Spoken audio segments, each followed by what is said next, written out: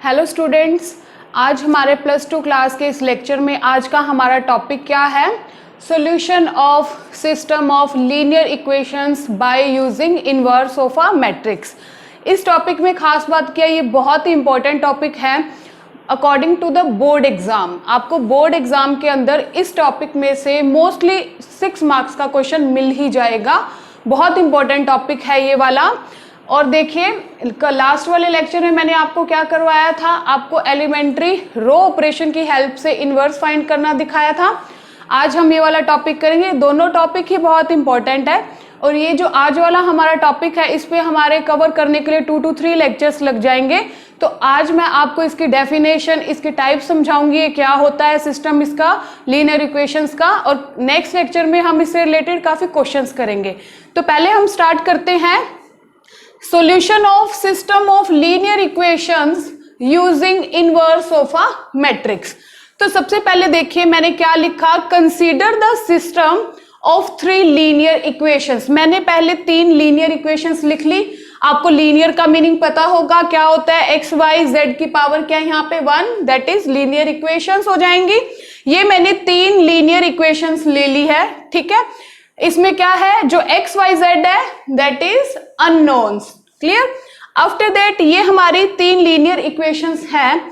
हम इसे matrix form में कैसे लिखते हैं, let A be the coefficient matrix. आपको एग्जाम के अंदर कुछ भी 3 लीनियर इक्वेशंस गिवन होंगी तो आपको सबसे पहले उससे ए मैट्रिक्स कैसे लिखना है। देखिए ए मैट्रिक्स क्या होता है, जो x y z जो भी हमें गिवन इक्वेशंस होंगी उसमें जो x y z होगा उसके कोफिशिएंट्स की मैट्रिक्स को क्या कहते हैं, ए मैट्रिक्स। कोफिशिएंट का मतलब क्या होता है, यहाँ पे x किससे मल्टीप्लाई है, a1 से, दैट मीन्स x का कोफिशिएंट कौन हुआ, a1 हुआ, y का b1, z का c1। तो पहली रो हमारी क्या आ गई, a1 b1 and c1। After that second क्या है, a2 b2 एंड c2, और थर्ड रो क्या हो जाएगी, a3 b3 एंड c3। तो इन 3 लीनियर इक्वेशन से मैंने ए मैट्रिक्स फाइंड कर ली और वो क्या होती है, ए बी द कोफिशिएंट मैट्रिक्स होती है। क्लियर। आपको क्वेश्चन में 3 लीनियर इक्वेशंस मिलेंगी, 2 हो सकती हैं, 3 हो सकती हैं, जो भी है। तो ए मैट्रिक्स कैसे फाइंड करेंगे हम, जो भी हमें गिवन होगी उनके कोफिशिएंट्स में हम ए मैट्रिक्स फाइंड कर लेंगे। After that capital x matrix क्या होती है, ये एक कॉलम मैट्रिक्स है। कॉलम मैट्रिक्स का आपको मैंने मीनिंग पहले बताया हुआ है, जिसमें एक कॉलम हो, रोज जितनी मर्जी हो सकती है। यहाँ पे हमने देखा एक कॉलम है, दैट मीन्स ये क्या है, एक कॉलम मैट्रिक्स है। कॉलम एक्स मैट्रिक्स हमें क्या मिलती है, जो हमारे अननोन्स होते हैं एक्स वाई जेड, उन्हें हम कॉलम मैट्रिक्स के फॉर्म में लिख लेते हैं, जो हमें एक्स वाई जेड यहाँ पे मिलेगा अकॉर्डिंग टू द क्वेश्चन। यहाँ पे मैंने एक्स वाई जेड लिखा है, that means X Y Z हो गया। बी मैट्रिक्स क्या होती है, ये भी एक कॉलम मैट्रिक्स होती है। ये किसकी मैट्रिक्स होती है, कांस्टेंट्स की।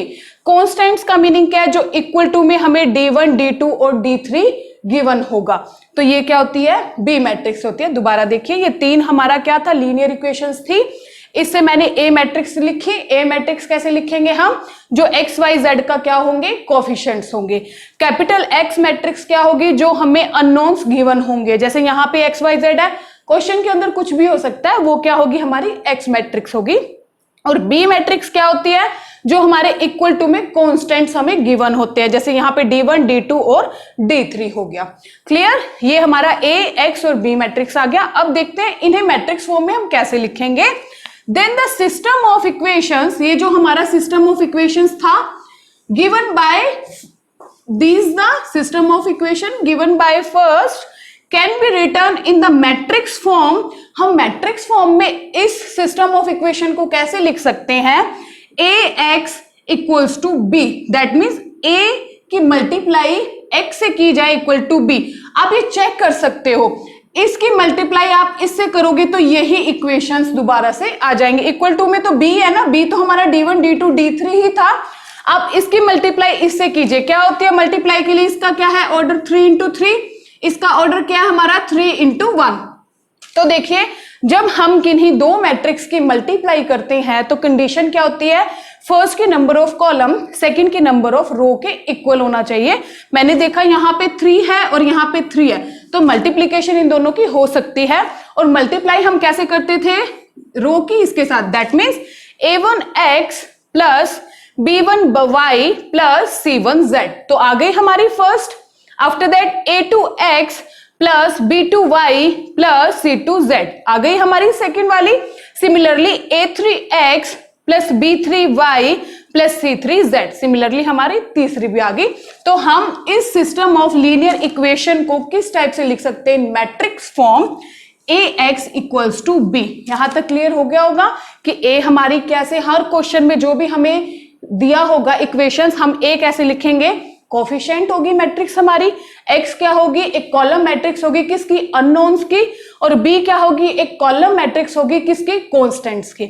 अब हम नेक्स्ट बात डिस्कस करते हैं, इसमें सॉल्यूशन कैसे आता है किन्हीं भी इक्वेशंस का।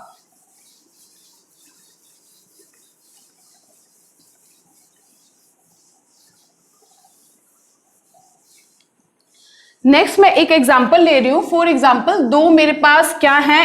लीनियर इक्वेशंस हैं।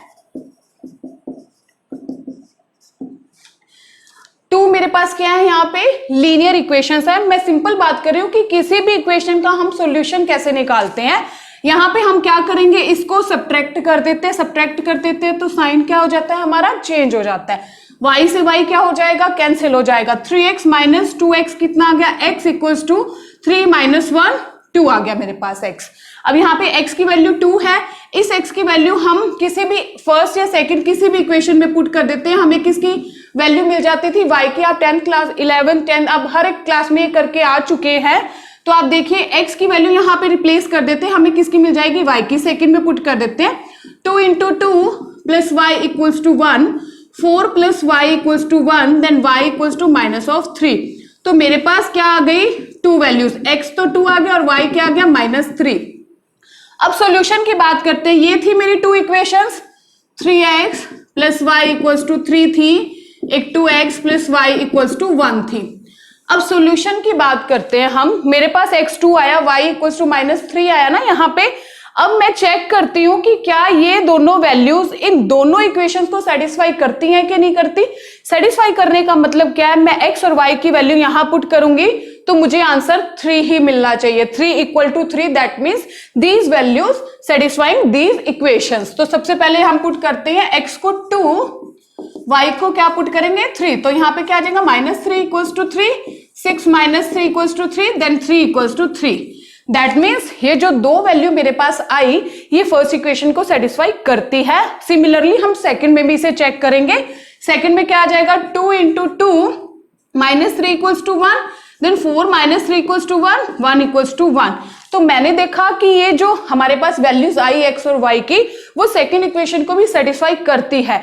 तो ऐसी कोई वैल्यूज हम जो निकाले, अगर 2 हैं हमारे पास इक्वेशन तो दोनों को सेटिस्फाई करनी चाहिए। अगर 3 इक्वेशंस हैं हमारे पास, 3 वेरिएबल आ जाए, मान लो z भी आ जाए, तो हम x y z तीनों की वैल्यू फाइंड करेंगे और उन तीनों इक्वेशन में पुट करके देखेंगे वो उनको सेटिस्फाई करनी चाहिए। तो हम कह सकते हैं कि ये क्या है?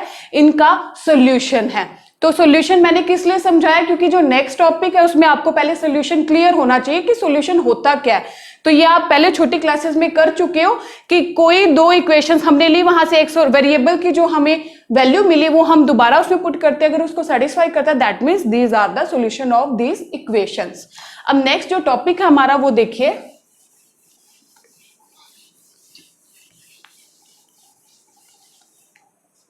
नेक्स्ट टॉपिक है हमारा consistent and inconsistent system of equations।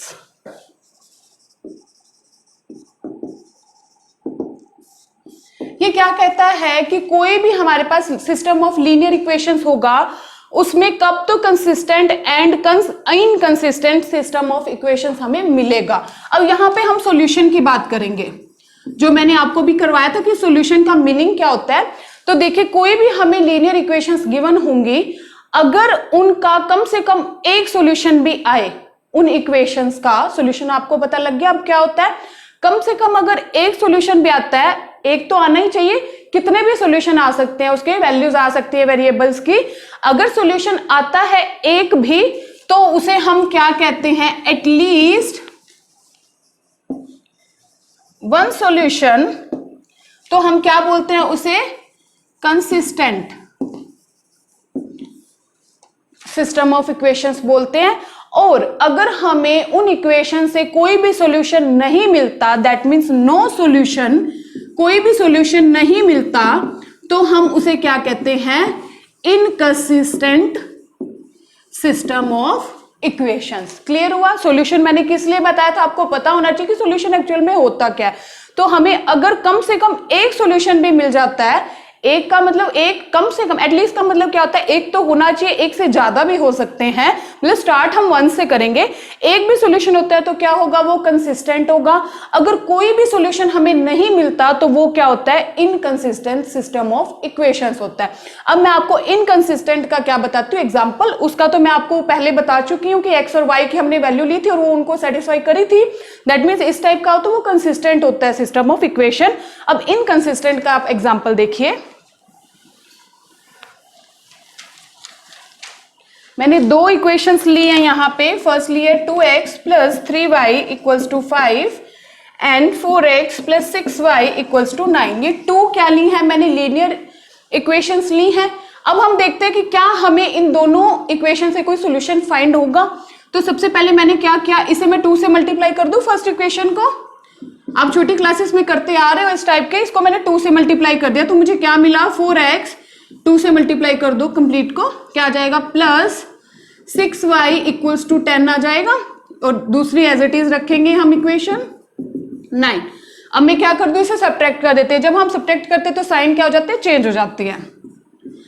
4x minus 4x cancel, 6y minus 6y cancel, तो इस साइड से तो मुझे क्या मिला, 0 मिला, एंड 10 माइनस 9 आंसर इज 1। तो आप खुद देखिए क्या मुझे कोई सॉल्यूशन मिला, नहीं मिला ना, नो सॉल्यूशन। 0 इक्वल्स टू 1, मुझे ना तो x मिला ना ही y मिला, 0 equals to 1 which is not possible. तो इस टाइप के जो हमारी इक्वेशंस आ जाती हैं उनके पास क्या होता है, नो सॉल्यूशन। तो ये किसका एक एग्जांपल है, इनकंसिस्टेंट सिस्टम ऑफ इक्वेशंस का। एक भी सॉल्यूशन मिल गया तो वो क्या होता है, कंसिस्टेंट होता है, नो सॉल्यूशन मिले तो क्या होता है, इनकंसिस्टेंट होता है। नेक्स्ट देखिए, नेक्स्ट टॉपिक हमारा क्या है,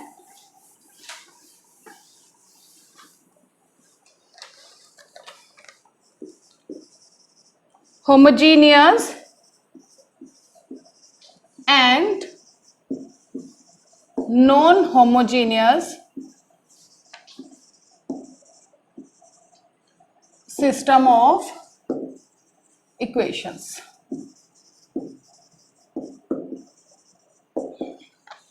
तो यहां पे देखिए नेक्स्ट टॉपिक है homogeneous and non homogeneous system of equations, कि कब सिस्टम ऑफ इक्वेशंस को हम होमोजीनियस बोलेंगे और कब उसे नॉन होमोजीनियस बोलेंगे। सबसे पहले हम ये फॉर्म लेके चलते थे ना, मैट्रिक्स फॉर्म में सिस्टम ऑफ इक्वेशन की मैट्रिक फॉर्म थी ये, ax इक्वल्स टू b। अब देखिए मैं आपको एग्जांपल के तरीके से बताती हूँ। फॉर एग्जांपल मैंने एक इक्वेशन ली, x plus Y equals to 2 and 2x plus 4y equals to 4। ये मैंने एक एग्जांपल लिया है। और सेकंड मैं क्या लेती हूँ यहाँ पे एग्जांपल, कि x plus Y equals to 0 and 2x plus 4y equals to 0। Clear? अब देखिए होमोजीनियस और नॉन होमोजीनियस क्या चीज होती है।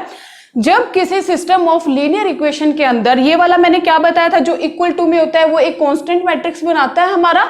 यहाँ पे देखिए 2 और 4 which is not equal to 0, अगर ये टर्म्स 0 ना हो तो वो होता है non homogeneous system of equation.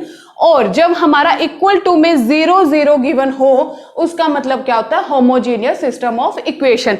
इसके अंदर क्या होता है कि कम से कम एक टर्म हमारी क्या होनी चाहिए, नॉन जीरो होनी चाहिए। ये नहीं होगा कि यहां पे 0 आ ही नहीं सकता नॉन होमोजीनियस के अंदर।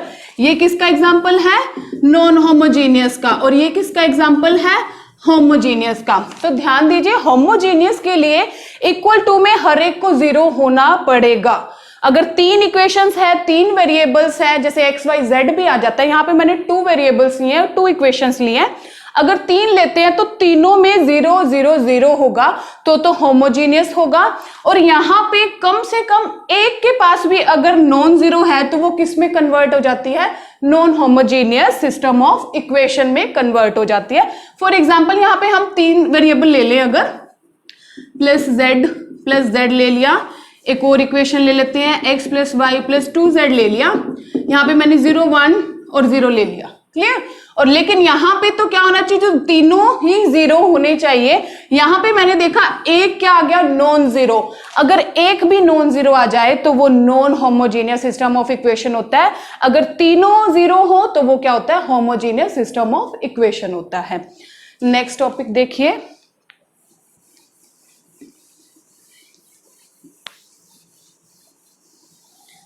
अब नेक्स्ट टॉपिक में मैं आपको क्या करवाऊंगी कि हम क्वेश्चंस के अंदर इसका मेथड क्या अप्लाई करेंगे वो देखिए।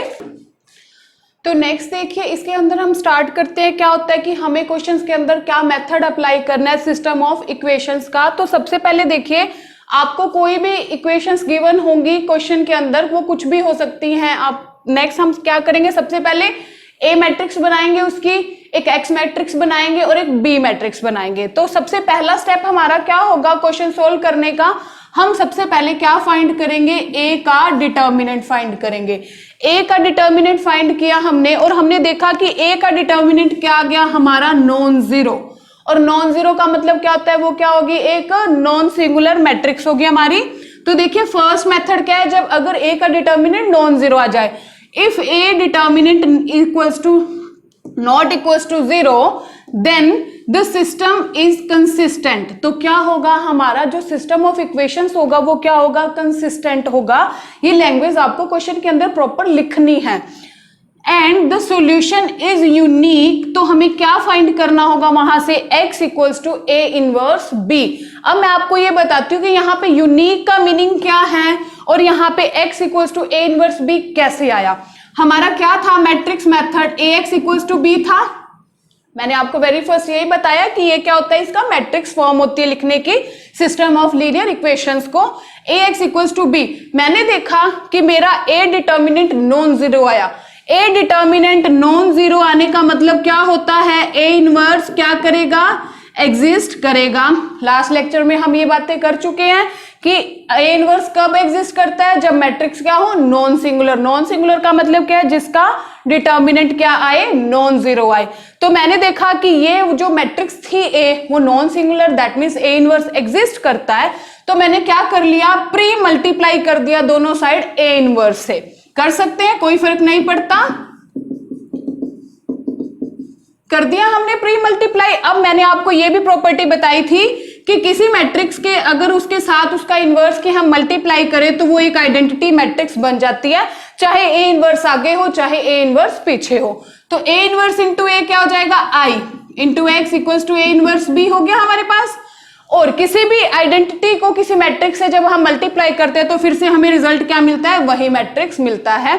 तो जो x equals to A inverse b result हमारा कैसे आया, इस टाइप से आया कि हमने देखा कि a determinant is non zero, that means this matrix is non singular matrix and a inverse exist, then we have to multiply, pre multiply on both sides a inverse, फिर हमारा क्या आ गया, x equals to A inverse b।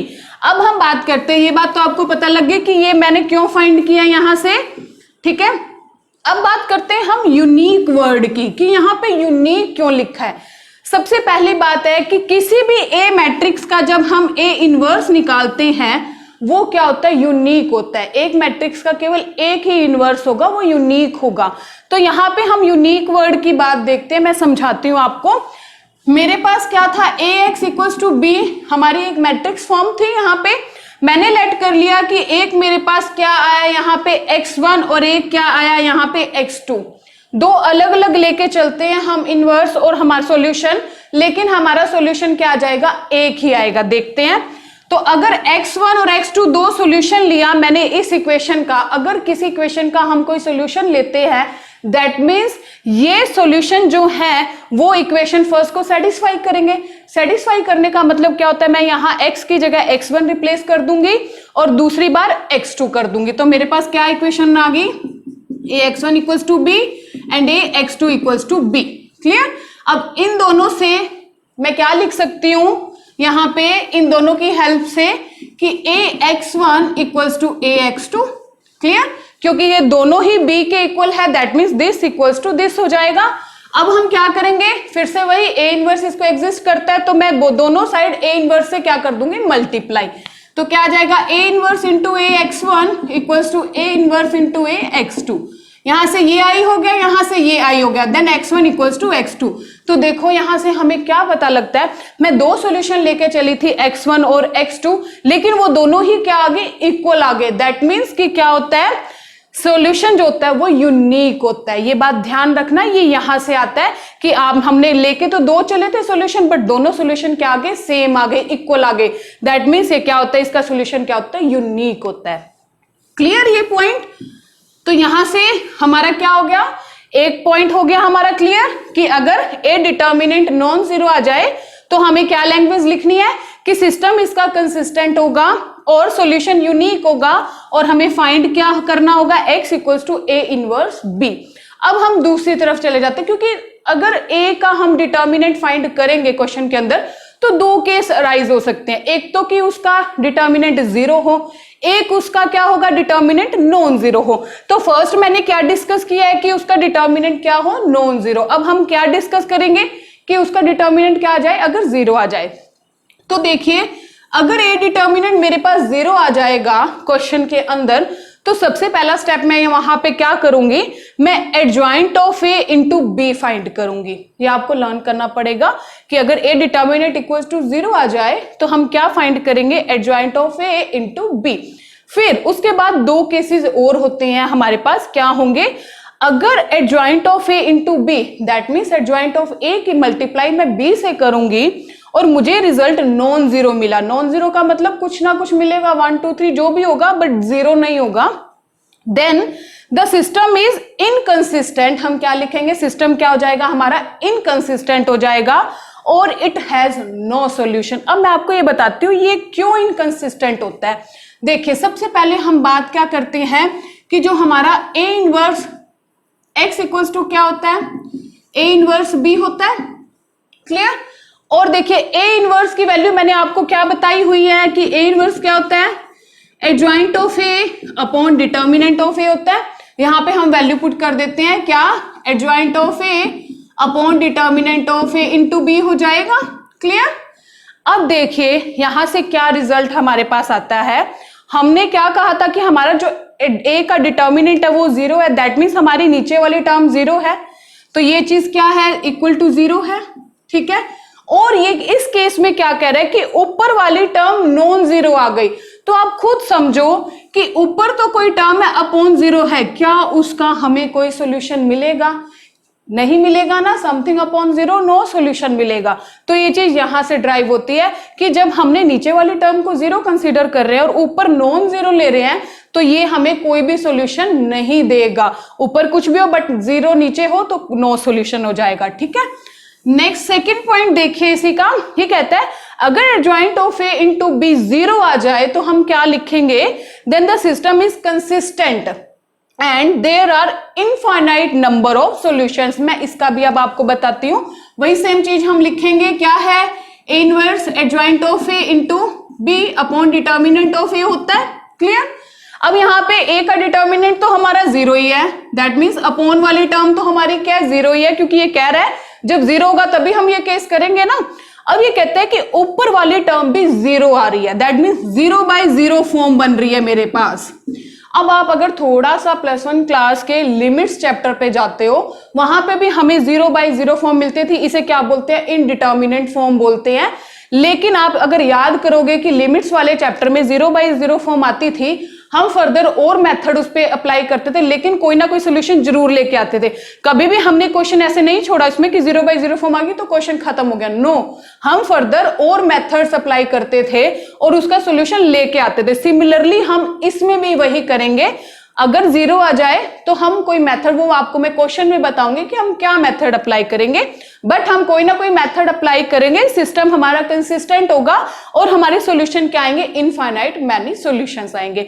तो सबसे पहले आपको questions जब भी आप करोगे उससे पहले आपको ये कंप्लीट मेथड लर्न होना चाहिए कि हमारा इसके बाद क्या। और मेथड आपको वैसे मैंने ड्राइव करके बताया है कि अगर आपको लर्न ना हो तो थोड़ा सा अगर आप लॉजिकली भी सोचोगे तो आपको ये चीज आ जाएगी। अब मैं आपको एक क्वेश्चन करवाती हूँ इससे रिलेटेड। क्वेश्चन देखिए,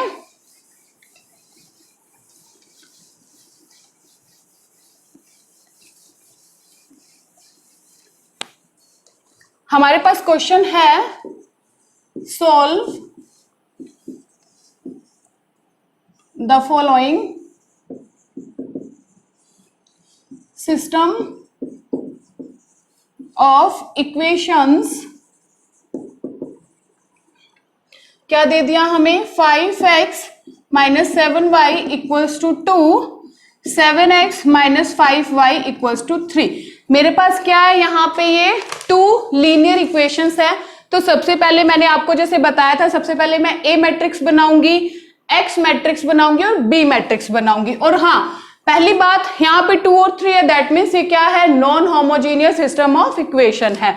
तो A मैट्रिक्स क्या बनेगी मेरे पास, यहाँ पे X का क्या है कोफिशिएंट, पहले 5, Y का क्या है -7। कई बार बच्चे क्या मिस्टेक करते हैं, यहाँ पे 7 लिख देते हैं, ये नहीं देखते माइनस का है या प्लस का है। तो आपको ये ध्यान रखना है -7 लिखना है यहाँ पे। आफ्टर दैट 7 देन -5, ये आ गई मेरी A मैट्रिक्स। अब मैं क्या फाइंड करूंगी, यहाँ पे X मैट्रिक्स क्या होगी मेरी, X एंड Y, क्योंकि 2 ही है ना यहाँ पे मेरे पास अननोन्स। अब B मैट्रिक्स क्या होगी मेरी, इक्वल टू 2 एंड 3। यहां तक क्लियर हुआ। ये क्वेश्चंस आपको बहुत अच्छे से करने हैं। 6 मार्क्स का 3 into 3 ऑर्डर का जो मैट्रिक्स होता है, मतलब 3 हमारे पास लीनियर इक्वेशंस होंगी, उसमें से आ जाता है मोस्टली 6 मार्क्स का क्वेश्चन। तो ये वाली एक्सरसाइज आपने बहुत अच्छे से करनी है। नेक्स्ट देखिए, सबसे पहला काम मैंने क्या कहा था, चाहे हमारा कोई भी सिस्टम हो, हमें ए का डिटर्मिनेंट फाइंड करना है। तो मैं पहले ए डिटर्मिनेंट फाइंड कर रही हूं। क्या हो जाएगा, -25 माइनस माइनस प्लस क्या आ जाएगा 49, then answer is 24 which is not equal to 0। तो ध्यान में आ जाना चाहिए, अगर ए का डिटर्मिनेंट मेरे पास नॉन जीरो आया तो मुझे क्या लाइंस लिखनी है, मुझे लाइंस लिखनी है कि सॉल्यूशन क्या है मेरे पास, कंसिस्टेंट है, और इसका सॉल्यूशन के सिस्टम हमारा कंसिस्टेंट हो गया और सॉल्यूशन क्या होगा, यूनिक होगा। और मुझे फाइंड क्या करना है, ये लैंग्वेज आपने लिखनी है प्रॉपर, मैं नहीं लिख रही बट आपने लिखनी है। और मुझे फाइंड क्या करना है, x equals to a inverse into B, that means a inverse find करके उसकी मल्टीप्लाई हम b से कर देंगे। तो a इनवर्स क्या होता था, a इनवर्स होता था adjoint of a upon determinant of a होता था ना। डिटर्मिनेंट तो मेरा आ गया 24, एडजॉइंट क्या होता था, कोफैक्टर्स की मैट्रिक्स का ट्रांसपोज। अब तक आपको अच्छे से करना आ गया होगा, एडजॉइंट बहुत बार कर चुके हैं हम। अब 2 into 2 ऑर्डर की मैट्रिक्स है तो मैं कोफैक्टर्स वाला नहीं करूंगी, मैं डायरेक्ट इसके क्या लगाऊंगी, शॉर्ट ट्रिक लगाऊंगी। आपकी मर्जी, आप जिस मर्जी मेथड से कर सकते हैं। तो यहाँ पे एडजॉइंट ऑफ ए क्या आ जाएगा मेरे पास, कि मैं क्या कर दूंगी, डायगोनल एलिमेंट्स को इंटरचेंज कर दूंगी, -5 and 5, और नॉन डायगोनल के साइन चेंज कर दूंगी। यही बताया था मैंने आपको मेथड। और ए इनवर्स क्या हो जाएगा, मैं इसको ए डिटर्मिनेंट से क्या कर दूंगी, डिवाइड, दैट मीन्स 1/24 मैंने क्या लिख दिया, बाहर लिख दिया। ये मेरे पास ए इनवर्स आ गया। ए इनवर्स की मल्टीप्लाई किससे करनी है, मुझे बी मैट्रिक्स से करनी है। एक्स मैट्रिक्स क्या एक्चुअल में XY है, ए इनवर्स क्या है 1/24 -5 7 -7 एंड 5, इसकी मल्टीप्लाई मुझे करनी है 2 3 से। क्लियर, मल्टीप्लीकेशन ऑफ मैट्रिसेस के लिए पहले हम देखेंगे 2 into 2, ये क्या है 2 into 1 है, इसका order number of column equal to number of rows. अब क्या लिखेंगे हम 1/24, इसकी मल्टीप्लाई करें, ऐसे करेंगे हम 5 into 2 क्या आ जाएगा -10 प्लस कितना आ जाएगा यहां से 21। आफ्टर दैट ये कितना आ जाएगा -14 प्लस क्या आ गया मेरे पास 15 आ गया। ठीक है, अब ये क्या हो जाएगा 21 -10 कितना आ जाएगा 11, 1/24 ये आ गया हमारे पास XY इक्वल्स टू 1/24, ये आ गया मेरे पास 11 और दूसरा क्या आ गया मेरे पास 1 आ गया। अब मैं क्या कर दूं यहाँ पे, इसको XY इक्वल्स टू ये अंदर चला जाएगा 11/24 एंड 1/24 हो जाएगा। क्लियर, अब क्या होगा, x की वैल्यू क्या आ गई 11/24 और y की वैल्यू क्या आ गई 1/24, यही मुझे लेके आना था। आज तो मैंने ये एक क्वेश्चन इसलिए करवाया ताकि आपको थोड़ा डेफिनेशन के साथ समझ आ जाए कि क्वेश्चंस में हमें अप्लाई कैसे करना है। नेक्स्ट लेक्चर में हम थोड़े टफ क्वेश्चंस करेंगे, थोड़े बड़े करेंगे, जिनकी पॉसिबिलिटी ज्यादा होती है एग्जाम में आने के लिए। आज के लिए इतना ही, थैंक यू।